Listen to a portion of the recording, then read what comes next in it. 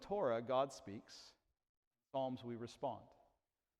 So in other words, it's a worship book, right?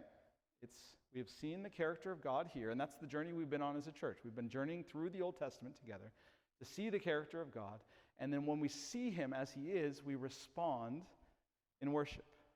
Again, we may talk about it, we may not, but Psalm 95, which I've already referenced, says, come let us worship and bow down. Let us kneel before the Lord our God, our Maker, for he is our God.